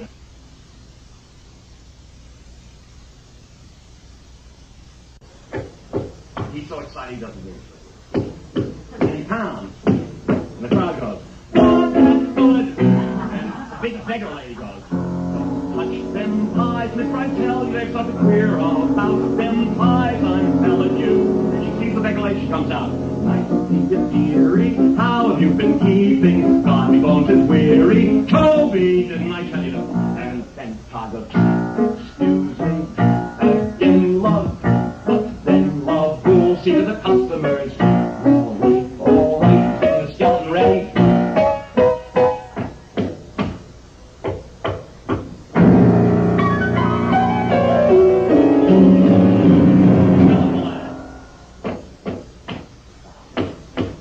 Somebody inside rings the bell to serve. Boing, boing, boing, and they go. More hot pie, more hot, more pie, more hot pie.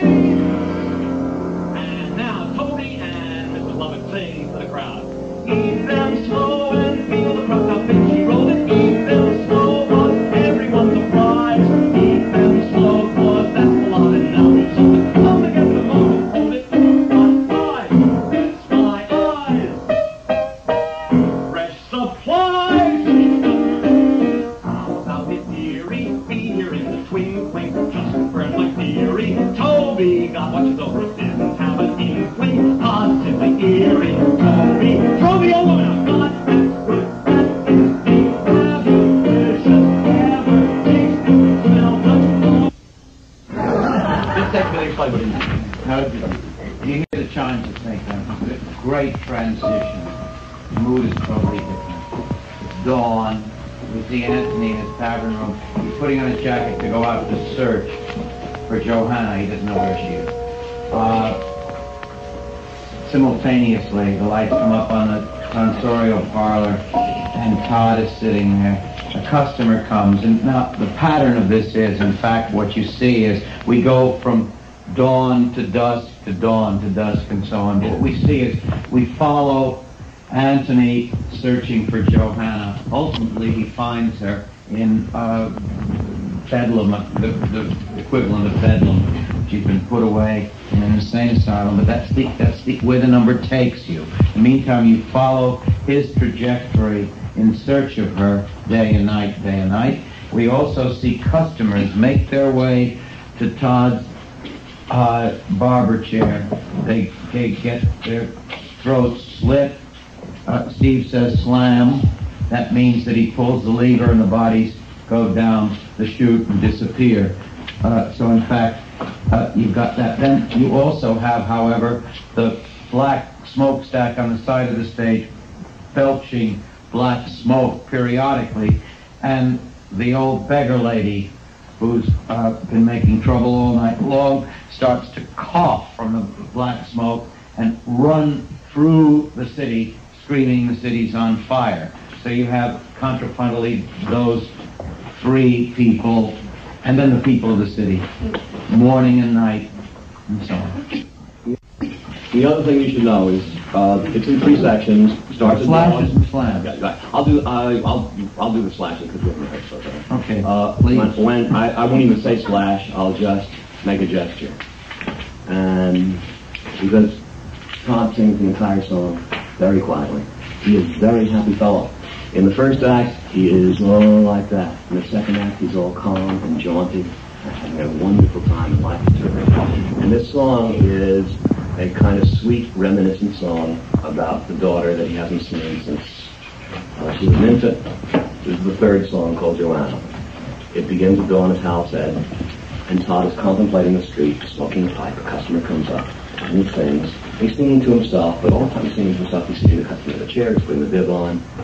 He slashes his throat very quietly, continues to sing, and then pulls the lever, body disappears, night falls, and we see, which Hal didn't explain, in the bakehouse we see a silhouette of Mrs. Lovett in a night dress throwing things into the oven. I don't quite know what they are, but we know exactly what they are. And that's what makes the smoke rise. The beggar lady being woken up comes out, screams all the passers-by, the city's on fire, nobody pays any attention to her because she's just a crazy beggar lady. Dawn comes up, Todd faces a new day. Another costume comes. In the third section, perhaps, we might not even have a murder in the third section. It may be just the customer comes and just as he's about to kill a customer, he notices that outside on the street, his wife and children are waiting, so he can't kill anybody who has immediate connections. We might make that point, or he might do it in a different way. In the second section, the other thing you ought to know is that he slams the lever, and the second customer disappears, but his hat remains behind. So he has to slam it twice to get the hat down. Okay. So here we are. Antony is waking up. Now, also, this is an actual practice. It's really a trio. As Todd is singing the song all the way through, Antony is wandering the street singing Joanna, Joanna. That's that song. And he hears Joanna's voice in his head, singing, "I'll marry you someday, marry son." So the three voices blend. Todd sings his nice, calm, Roger and Hammerstein song, and the other two people of Antony wandering through the streets. Okay, I'm over-explaining it because I'm going to start doing the different voices as we go into it. Anyway, here are the bells, and Antony wakes up. He goes out on another day's search.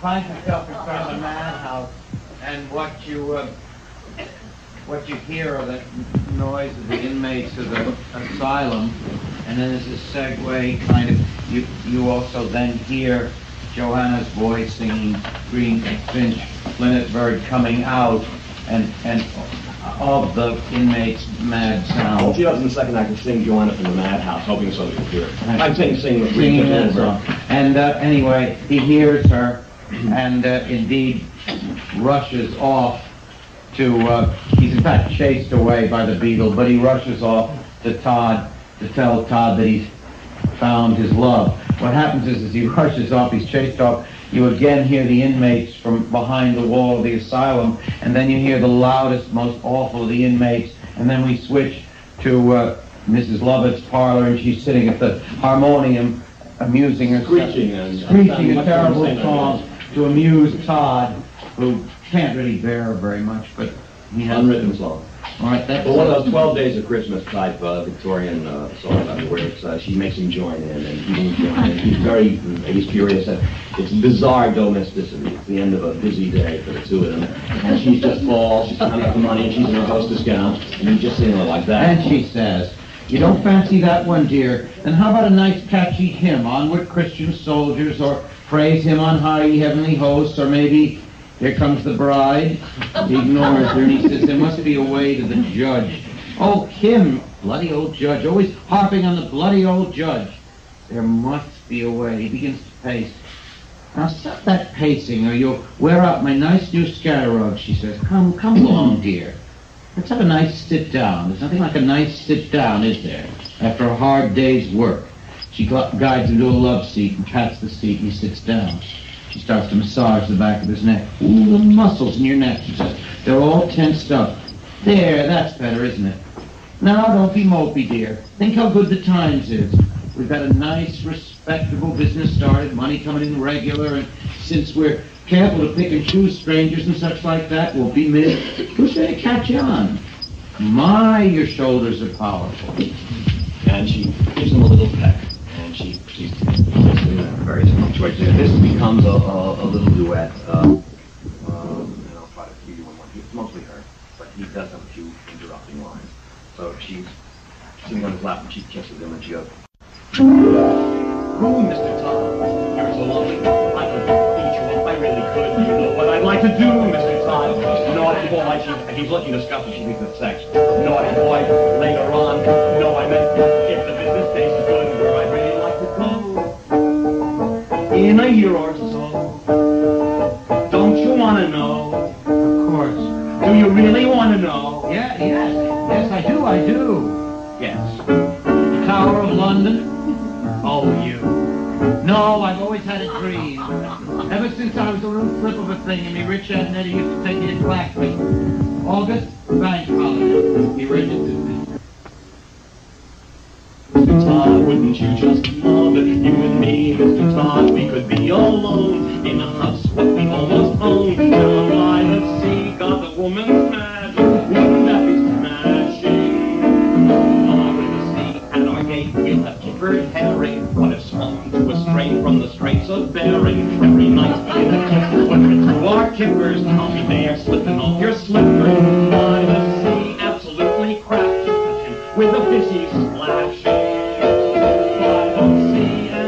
To face the fact, wouldn't that be smashing? Down by the sea, anything you say, anything you say. I can see us waking, the breakers breaking, the seagulls squawking, hoo hoo, do me begging, and I go walking with you. Ooh, I'll warm me bones on the esplanade, have tea and scones with me gay young blade. I'll knit a sweater when you write a letter, lest we got better to do. Getting really disgusted, you can keep falling apart. Think how snug it will be underneath our flannel when it's just you and me and the English Channel in our cozy retreat, kept all neat and tidy. We'll have chums over every Friday by the sea. Don't you love the weather? By the sea, growing old together. By the seaside, woo-hoo, by the beautiful sea. You know, dear, she says, I've been thinking we shouldn't go on like this. Like what? Living together like in the same house and us not married. People are beginning to talk. Let them. Typical men. Oh, it's all very well for you, but it's not so nice for a woman, I can tell you. All sorts of names they're calling me behind my back. I shouldn't wonder. Now, dear, you do love me just a teensy bit, don't you? Of course. Come on, then. Come on, give us a kiss. She jumps into his lap, kissing him. And how about it, dear? One of these bright mornings, a little visit to St. Swithin's round the corner, just a simple little ceremony, tying the knot, as it were. I'd be ever so good to you. You'd be surprised. Well, what do you say? I'll get a judge and reveal. Now, dear, you listen to me. It's high time you forgot all them morbid fancies. Your Lucy's gone, poor thing. It was pitiful, of course. What's past is past. It's your Nellie now, isn't it, love? Here. Have a nice bonbon. She lifts her skirt from a little purse. This, in fact, is Pirelli's money purse. She produces a boiled sweet rat in a piece of paper, unwraps it and pops it into his mouth, kisses him juicily over the bonbon, and then she sings. By the sea, Mr. Todd, we'll be company cozy, you and me, Mr. Todd, where there's no one nosy. By the sea, we'd be free of the city's fumes, maybe rent out a couple rooms, abide all we single men desire. By the sea, in our nest, we could share our kippers with the odd paying guest from the weekend trippers, have a nice sunny suite for a guest to rest in. Now and then you could do the guest in. By the sea, single men require. By the sea, better yet retire.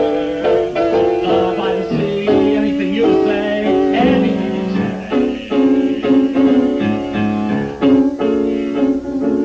It'll be so quiet that who'll come by it except the seagull. We shouldn't try it until we shouldn't try it until it's legal for two. But a seaside wedding could be divided. The rumpled bedding legitimized. The eyelids will flutter, I'll melt into butter the moment I mutter, I do.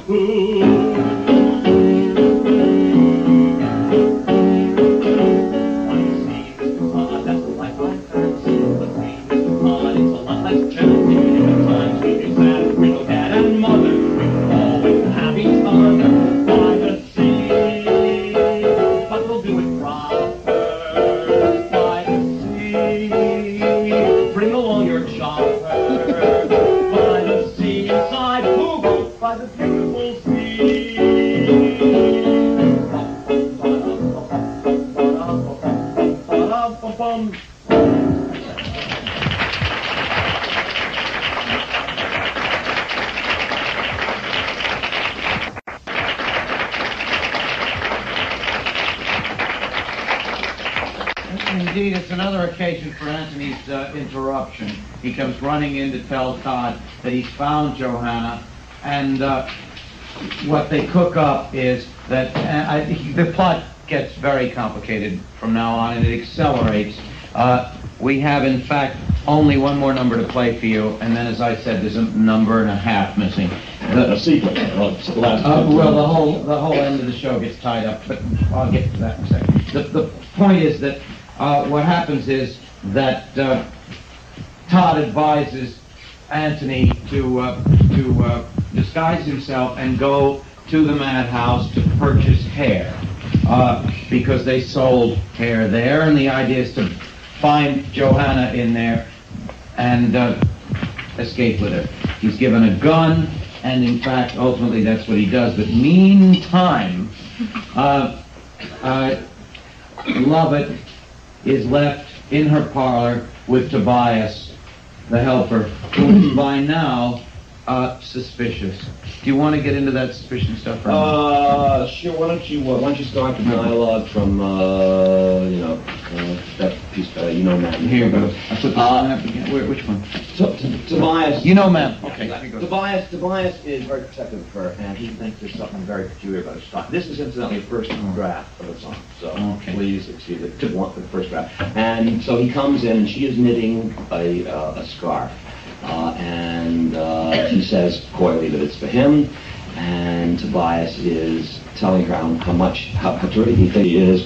The idea of the song is, the more he tells her how terrific she is, the more alarmed she gets. He's suspicious, and she's sweating blood. And he says, ma'am, there's nothing I wouldn't do for you. If there was a dragon or an ogre or anything bad like that, what was after you, I'd rip it apart with me bare fists, I would.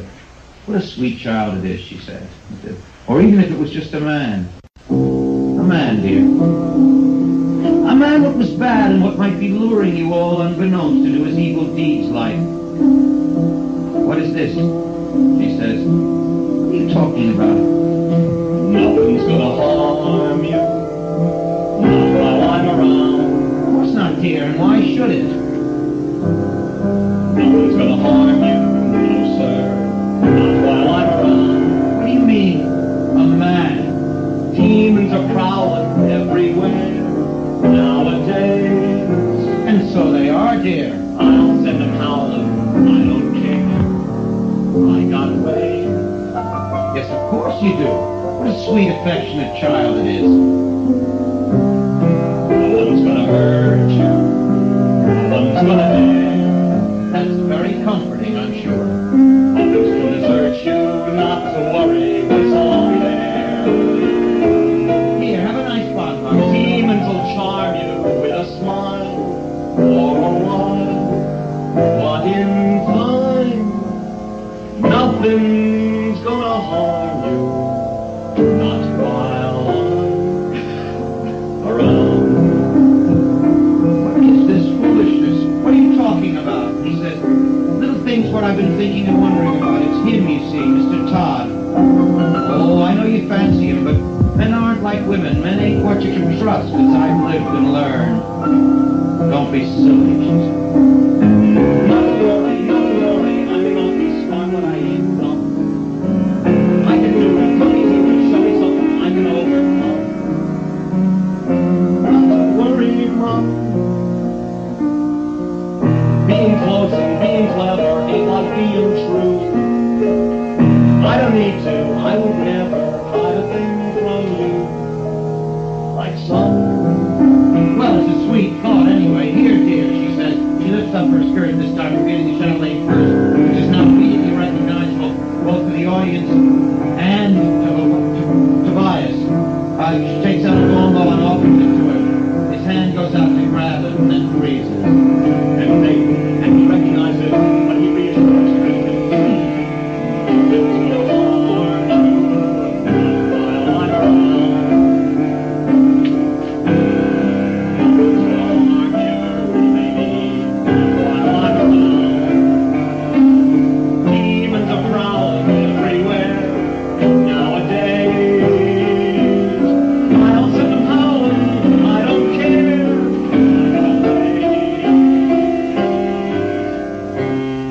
No one's gonna hurt you. No one's gonna dare. Desert you, not to worry. It's lovely there. Demons will charm you with a smile for a while. Nothing will harm you, not while I'm around.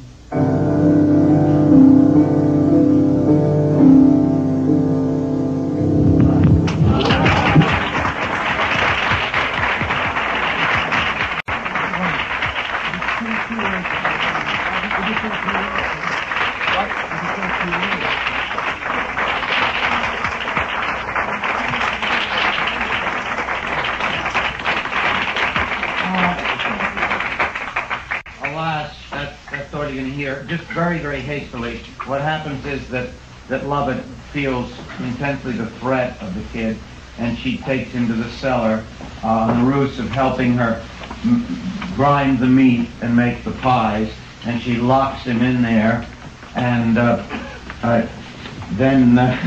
Let's not tell him. No, we won't tell. I tell you in a moment.